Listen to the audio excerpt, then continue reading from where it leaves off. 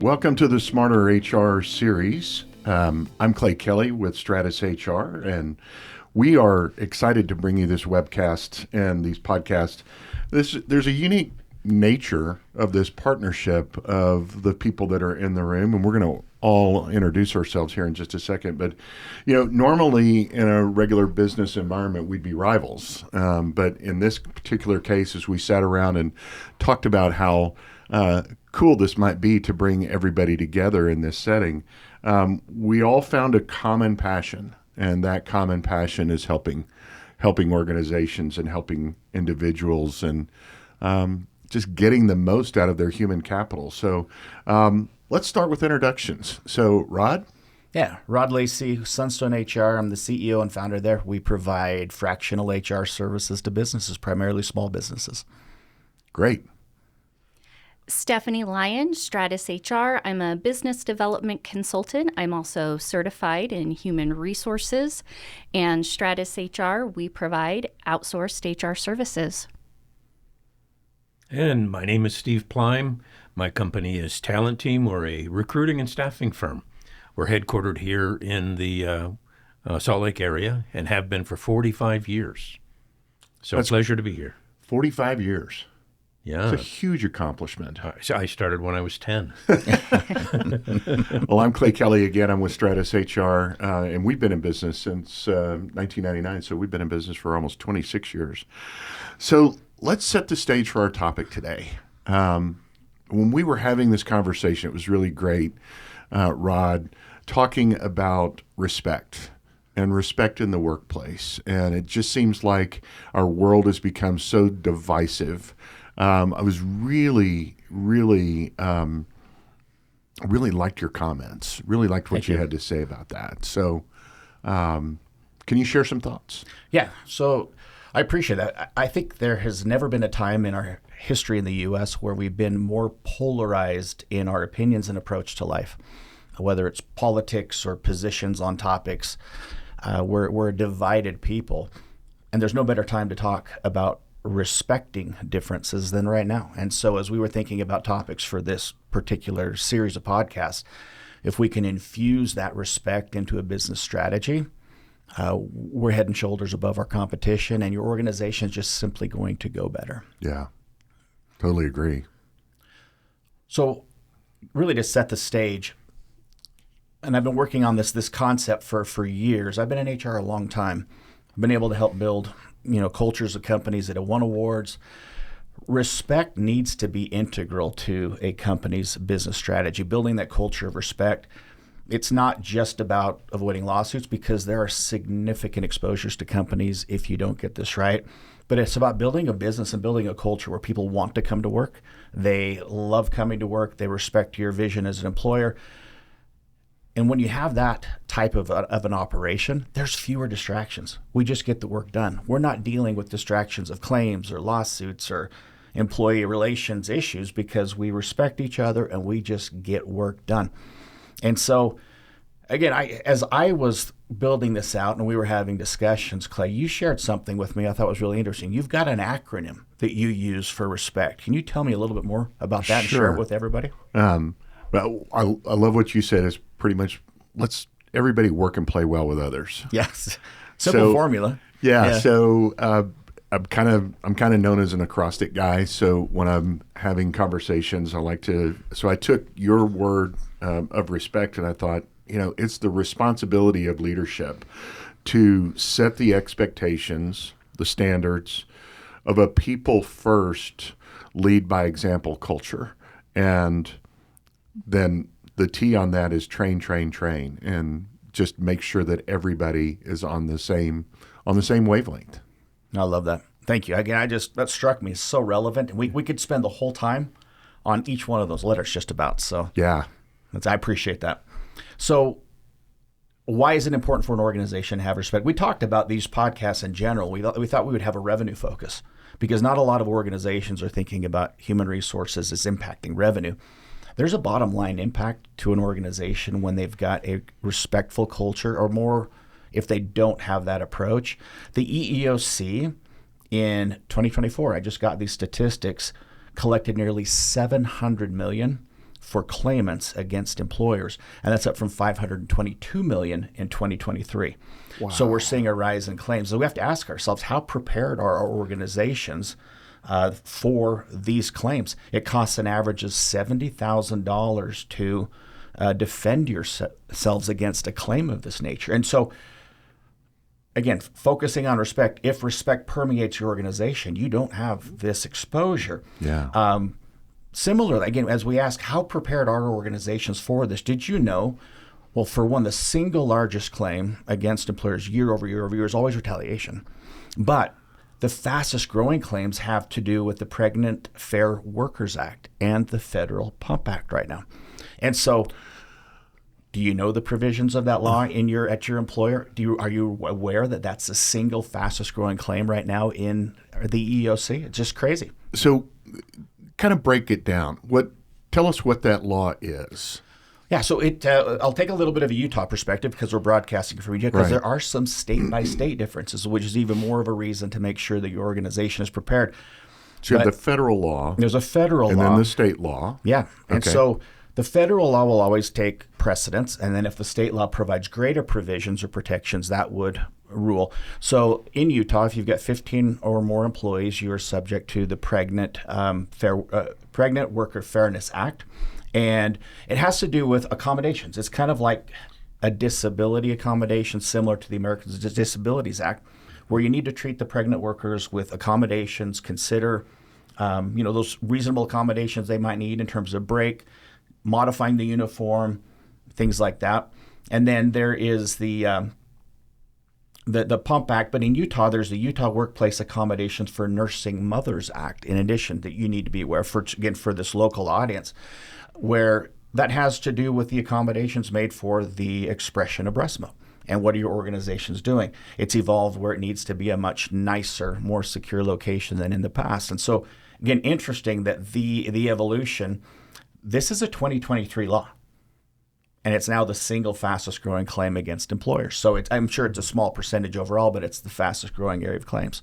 So when you look at the accommodations, what have you advised clients to do in terms of what do those accommodations look like? I'm assuming it can't just be a stall with a lock on it. No, in the bathroom, in the ladies' room. Yeah, back in the day, that was what employers would do is, there's restroom stalls, go ahead and go there. But it should be the nicest room in your building. It should have a refrigerator in it. It should be blacked out. It should be lockable from the inside, have a recliner. It should be like an investment the company makes to show that you care about that population. So again, it's an opportunity for organizations to not just comply, but you need that population in the workforce. We need to welcome the new mothers back to the workforce in every single way we can.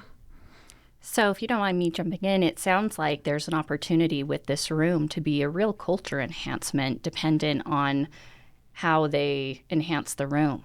Yeah, if the returning mothers, these new parents, can see that the company cares about them, they come back to work. They come back feeling loved and welcome. There was one organization that had, a pregnant mothers or pregnant women parking stalls right next to the building. They were the best parking spots in the whole complex. And so there are things you can do to reach out to different populations to make sure that you say, we love you, we want you here, we respect what the condition you're in, we want to make things work for you. And making that room the nicest one in the building is another way to do that. Going back to respect. And retaliation is still the biggest category, and it's so easy to make mistakes there. Yeah, that is always over 50% year over year, which means that employees are expressing concerns to their employers and they're being retaliated against. You can't do that.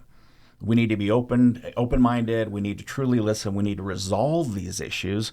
Instead, over half of the claims have retaliation attached to it. It's just not a good environment. Do you think that that's just a personality trait of somebody that they're just going to, they are going to retaliate? They're like, I'm just going to, not going to have any problems. Nobody's going to, file a lawsuit for retaliation, but I'm going to do what I want to do. So I have a theory on that. So it's hard. So if someone filed a claim against you Steve. Let's just, if someone filed a claim against you. They would never do that. No, I know they wouldn't. Oh, That's why it makes it, that's why we got to be a little creative here. But if someone did, they still work for you. They're checking in every morning. They report to you, or, and you've got to treat them normal. So there's a couple things that can happen there. Either you treat them normal and respect that claim until it's been officially resolved. Business as usual. Business as usual, which is what we're supposed to do. But that employee also has a heightened sense of awareness where Steve didn't say hi to me this morning. I'm being treated different than other employees. So it's a little volatile, and there's multiple. And there are those people that get really angry. I can't believe if they feel betrayed. I can't believe you filed a claim against me. Why didn't you just bring this to my attention? So too many things out there to narrow it down. But I'm never surprised by that number. But it's been consistently a tag on over half the claims as long as I've been watching these statistics. So have you experienced a retaliation type of claim that you've been asked to be involved in or a consult? Yeah, I have. I was years ago asked to write an expert opinion letter for a law firm where I reviewed a claim where an employee brought a harassment suit against her boss. And based on the comments that had been made, based on the evidence, it was very clear that there had been a harassing environment, a hostile work environment for quite some time. Well, what happened was this organization wasn't my company, but corporate HR was in a different city, and corporate HR was going to come and investigate within 2 weeks. That was they weren't immediately there, and within a few days of this complaint being filed, this employee was fired by the offending manager, which is just amplified what she won in the end. So anyway, it's out there. That's a bad example. And sometimes I think the perceptions of the individual that has filed the complaint might just be heightened, and there may not actually be retaliation. Maybe Steve's attempt to act normal feels different because he doesn't know what to say, and so I feel like I'm being retaliated against. So it's out there. It's a big issue. We need to, as we're coaching someone, say, Steve, there's been a complaint filed against you. We talk about it, but we finish with, Steve, we will have no retaliation here. You just whatever it takes. We just said that as part of the standard as we're working through the issue. So let's bring it back and let's talk about what companies are currently doing to remedy the situation. So they'll bring, whether it's a video or an online training or maybe HR comes in, but they'll spend 90 minutes telling you all the things you shouldn't say. 90 minutes. 60. Wow. California requires it. Yeah. So, wow. But yeah, 60 to 90 minutes telling you all the things you shouldn't do.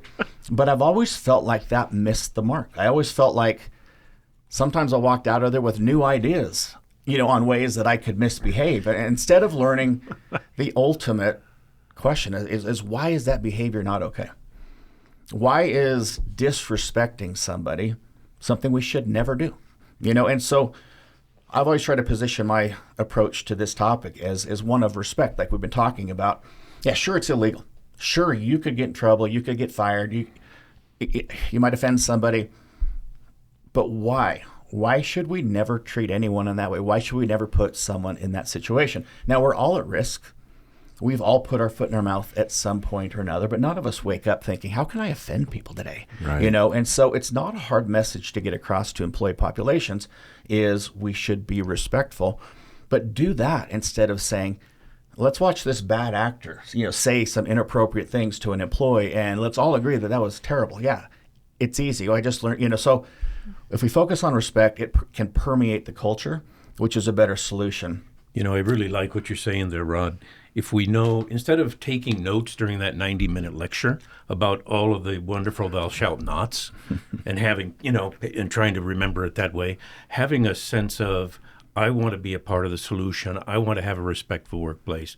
I want to lift up everybody, including myself, and contribute to my culture. It gives us a way of going about all of this that's so much more positive. Yeah. Yeah, I completely agree. Yeah. So, like I said, none of us wakes up wanting to offend people. Right. I might have met one person at one point in my life that maybe that was their objective every day, but generally speaking, we're good to each other, right? But we're all at risk of making poor decisions. We're all at risk of putting our foot in our mouth. We're all at risk of compromising our objectivity, believe it or not, because we all have biases. Every one of us has unconscious biases. It's been scientifically proven. Why is that? We've been raised in certain ways. We've had different experiences, and these experiences we've had shape our decision-making process. We fill in the blanks. You get cut off in traffic, you draw a conclusion about the driver that just cut you off, right? It's very quick. It's easy. You don't know a thing about that driver, but we move quickly to fill in the blanks based on our prior experience. We all have these biases, and it makes it difficult for us to remain objective sometimes as we encounter situations and make business decisions. So, an example might be with an interview process, when we're doing job interviews, I don't know what the exact statistic is, but we make a decision about the candidate way too early. We look at the candidate within the first, we'll just be generous, say first minute of the interview, and we decide whether we like this person or not. How do you know? You don't know that person. Chances are with your significant other, you're still figuring them out after how many years you've been living with them. But true. But we make snap decisions in a job interview process in a matter of seconds that true. really dictates the future of that individual's life to a degree. And so it's not fair. It's not objective. We miss sometimes opportunities to bring diversity into our organization, different thoughts, different people that are different than us. You're making me think about one of our people and a lesson that I learned. We hired someone who speaks, I think, 5 different languages. Wow. And has lived in 5 different places around the world. And it's amazing how she'll say things that I don't think of. And it took me a minute, but it finally occurred to me that sometimes I can be a little bit dismissive because I think I've got it, life figured out. And here comes this thought out of the blue that I would never have conjured up. And it's caused me to rethink how maybe I need to be more attentive to other people's ideas and thoughts. And it really has helped me to be better at my job just because she has those perspectives. How cool is that? What a gift. I mean, for your organization, what an asset. And just the fact that this individual has lived in 5 different cultures and what amazing experiences. What do you think what's been the impact on your organization? I know you shared you personally, but what's been the impact on your organization of her contribution? Well, all of us, it kind of permeates the whole organization. So we're much more attentive to the idea that there's value in having other perspectives as opposed to saying, I know what I need and I'm going to go get it. It just opens one's mind. You also see research that says that especially the younger groups, when they are trying to make a decision and you're trying to hire good talent, right? And there's demand and it's competitive. Those younger groups especially want to be involved in organizations that have a diverse workforce. So there are a lot of benefits to it. It's taken a little while for it to sink in for me, but it has really helped us over the long haul. That's awesome. I love that. And I think the risk we have with biases, though, is put yourself back in that job interview process. That candidate was probably a different candidate, than the other candidates. And had we just expected to hire people like we had hired in the past, we would have missed that opportunity because we didn't invite that into the building. Yeah. For sure. Yeah. One of the biases that I think about in the hiring process is telling a candidate that they're overqualified. I think this happens to a lot of individuals who are 40 and older, and people don't think that, this potentially could be ageism. Why are they overqualified? A lot of times companies could be missing out on a truly talented candidate just because they have a thought that maybe this is just a stepping stone. Maybe they're going to ask for more money, or, maybe they're not nimble or malleable enough. There's so many things. Yeah, that's such a good example. We look at a resume and think 20 years of experience, overqualified. It's again, in seconds we've dismissed, when maybe just a true conversation with the individual, you might have the epiphany that this is going to greatly benefit my organization. This is going to change things. So that outlook has to change completely. So in your consults, in your client base, tell me, how does that start? How do we avoid the bias trap? For one, this is something you can train on, but we need to be aware that we all have these biases. So we operate aware. And for example, I know that I have biases. I mean, I've been aware for decades that I have biases, and that doesn't take them away. That they'll be there. But I've been able to craft a strategy for me that helps me remain objective longer. But it's a conscious process. So for me, when I do job interviews, for example, knowing that my biases might push me to make a decision early, I save all my best questions for the end of the interview so that I can get to know the candidate, give them a fair exchange, so that judgment is passed only after some greater knowledge has been gained. Interesting. Yeah. You know, the hard thing about bias is I know I have them too. I just don't know what they are. Yeah, we've got I want them to go away, but I don't know quite how to approach the whole We've got another session we could do for you, Steve, on what they are, man. And we could put you a little emoji by the ones that you've got. So that'll be another time. But yes, they're out there. But whenever you're shortcutting your decision, which we all have to do, we can't have a perfect understanding of everything we see. Life is too complex, so we have them. And they're based on normal things. They're based on how we were raised, the experiences we've had, That's right. et cetera. And that's normal. Nothing wrong with that. But we just need to keep them in check and make sure that we're remaining objective and making the most strategic decisions we can for our organization. Something else that I feel like more organizations need to embrace, it goes back to a tagline. I love commercials. I just, especially like the Super Bowl commercials, things like, who doesn't love the branding? But Under Armour had a brand that they've had for a few years. It's not in my house, right? And you think about the passion that the home fans have and the teams have to protecting their home field, their home court. Organizations can adapt that same mentality to bad behavior. We're not going to tolerate it in our house. And so the bounds of your culture are often set by what you tolerate. So think about this in a very, very simple way. If nobody shows up to work before 9:30 in the morning, again, so those behaviors and that tolerance of relaxed check-in time becomes the culture of the company and the expectations for performance. No one wrote anything down. In the same way, bad behavior, conversations that go too far, jokes that are inappropriate, those things can also become the culture. So we need to create an environment where every single employee is a watchdog. Every single employee is saying, not in my house. Rod, do you mind sharing an example of a situation that you personally dealt with? Yeah, it's a sad situation. I was called in as a consultant to assess and fix an issue.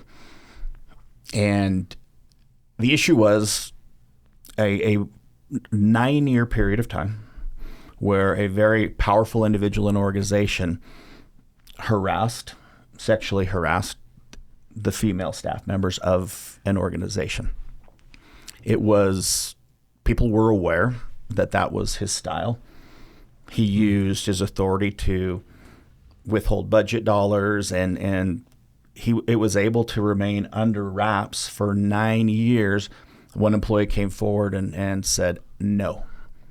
And Wow. Then I was brought in to help make the assessment. He was immediately fired. And then I spent time, working with the organization after that to repair and remedy all the damage that had been done. So 9 years. 9 years. And nobody said, not in my house. Wow. How does that happen?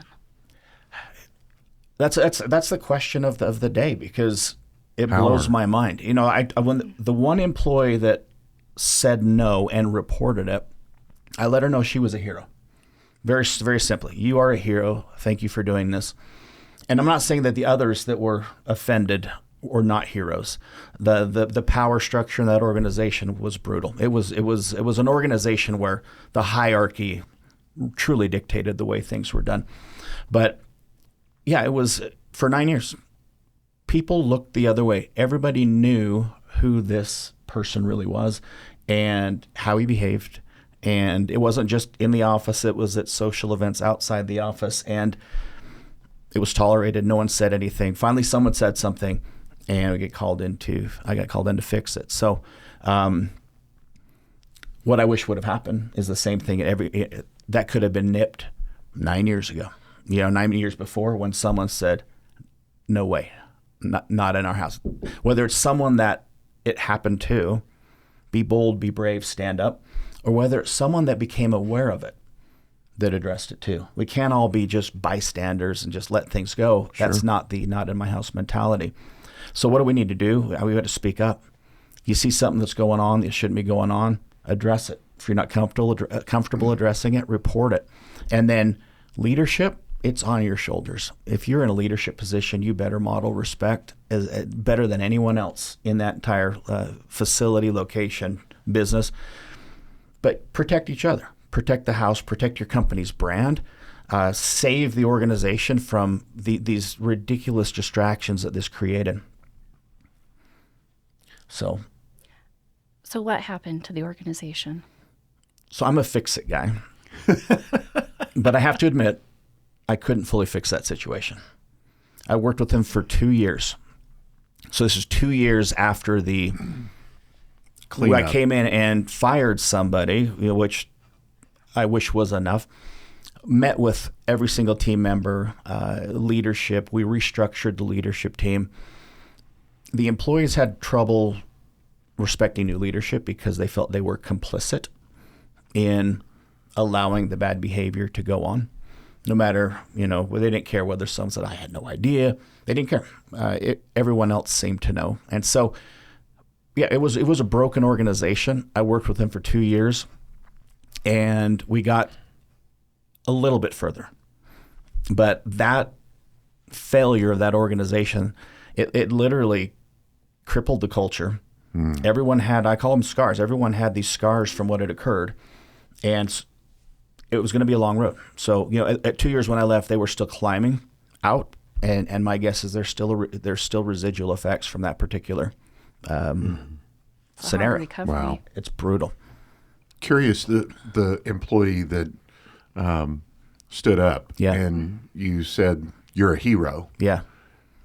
How did that individual take that? She was humble and said,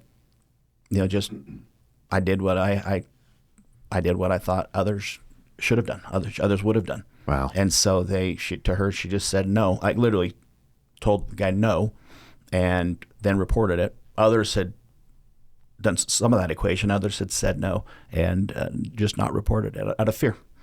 Out of fear. And there almost couldn't be a worse company culture, right, than that fear and control that was going on there.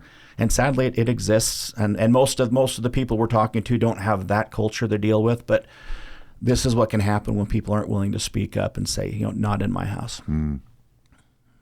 So one of the things that you brought up in a lunch that we had was diversity as a strength of the organization. Can you expound on that a little bit more? Yeah. So, of course, with a different administration changes, the rules for diversity change for employers. You're talking about president. Yeah, presidents. Yeah. But it doesn't change the fact that the more diverse you are as an organization, the greater results you can experience. Every study out there, and I hate saying I hate using big words in HR, but I've yet to find a study that says diversity hurts an organization. If we invite different perspectives, multilingual, multicultural, if we invite these things into the building and allow them to be themselves, we're going to be a stronger organization. So diversity can be a strength for the organization if we embrace it. It is not about quotas. It's not about hiring a certain percentage of this versus that. It is about bringing a blend of people into the organization that strengthen who we are, not copy who we've been. And so, again, it's allowing people to be their true selves, having a voice, and we get past the quotas and the percentages, and we just bring good talent, diverse talent into the organization, and we should see positive results. It has inspired us to want more. It should. Absolutely. Yeah. I'm not surprised. I'm not surprised. And it opens you to the idea that since I had no idea that there were that value was there all along, it makes me wonder what other values are there that I can get if I just open my eyes a little bit more. Such a good perspective. Yeah. I love that. I think one of the other things is the big pendulum swing that we see. And I think you already hit on that with the quotas. It's we need to hit quotas. No, we don't want to talk about diversity. How do we find a balance? Great question. That's a good question. Yeah. We as an organization should have a strategy where diversity helps us win. And you should be bringing in different perspectives, different mindsets. Again, diversity it's very broad. We talked about this overqualified could be ageism. I mean, that's a diverse perspective. Bring in those with experience, those new, those from other organizations, those from different cultures, backgrounds. All of that's great. Bring it all in, let them be themselves, give them a voice. But yeah, let's not respond and react to, okay, now we have to do affirmative action plans. No, we don't have to do affirmative action plans. That shouldn't drive our business strategies when we know that diversity is a strategy in and of itself. So again, it's just we need to focus on diversity as a strength, not as an opportunity to fulfill an obligation that's held over our heads by another entity. It helps us win. Don't chase the hot button topics. I agree. Yeah. Again, we do that in other areas in our business. We stay focused, right? Diversity helps you win. You should be focused on that year round and forget what's happening in Washington, D.C. or the position that's being taken. Just it's good to have in the organization. Yeah. Talent is talent, It is. regardless. It is. Talent is just talent. And for us, it's not just another DEI program. Yeah. It's something that is now getting into our bones that we actually want. So we don't have to have a program to go get it. Yeah. And that's what we're talking about here, Steve, is bringing respect into the culture, right? Yeah. It's not a program. I'm not talking about building a program here. We're talking about permeating our minds with how good this can be, and that's where we succeed as a business. So let's kind of wrap this up. We've been again this. But I Please. just gotta. So we replace DEI with RESPECT. Yeah. So Aretha Franklin had it I right. gotta say she did. She did. I was thinking we should have played that song. Ago. Yeah, we should have played that song as the podcast kicked off because that was in my head this morning. So wrapping this up, and imagine Aretha singing this instead of me saying it. I like it. But we have an opportunity to take take what we talked about and approach it differently in our business.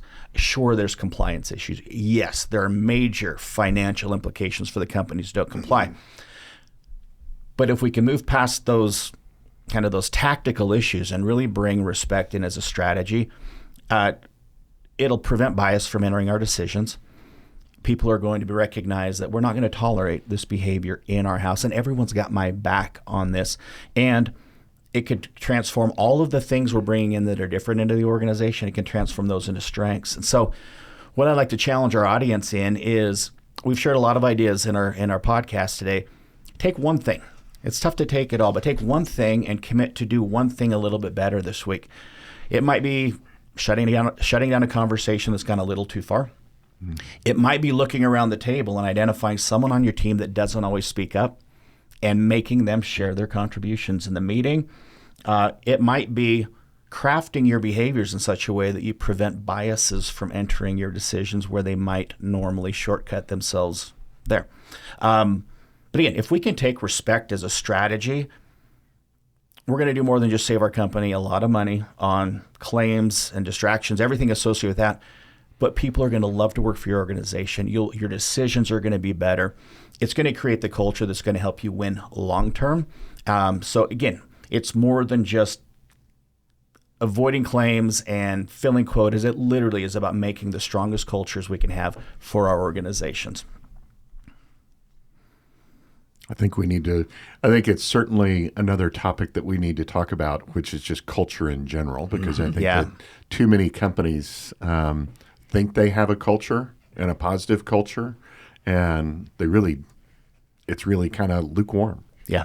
And by the way, there's a lot of connection between what is regarded as good culture and high levels of profit in your business. No question. Yeah. So this is not just something to reach for because it's good. It's something to reach for because it strengthens your business. Yeah. Yeah, I agree. Any final thoughts, Steve?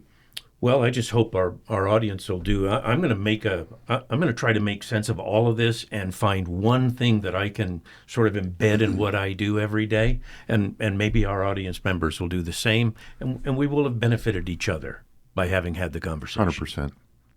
Steph? I think my biggest takeaway from today is being aware of one's own biases, being intentional. That's a big culture builder. And we talked about wanting to really craft the conversation about ROI. I think you hit the nail on the head. I mean, this isn't just about building culture. This really helps ROIs of companies. It does. Yeah. Well, thank you. This has been fun for me to share some thoughts here. Your experiences are invaluable, and I just at some point in time, I think we need to do a podcast where we got to share the war stories some of the war stories that we can share that we had over lunch a couple of weeks ago. Oh yeah, yeah. That would there's some shockers in that mix for sure. Yeah. Okay, well, so next time, Clay's going to be leading the conversation. Clay, would you like to tell us what the next conversation is going to be about? Yeah, so the original title was Hiring Winners, Not Losers, but since that could create some biased thoughts on my part, I'm going to just call it Hiring Winners. So I hope everybody will join us for our next Smarter HR podcast. So thank you all for being with us today. Thank you. Well done, Rod. Thank you. Thank you.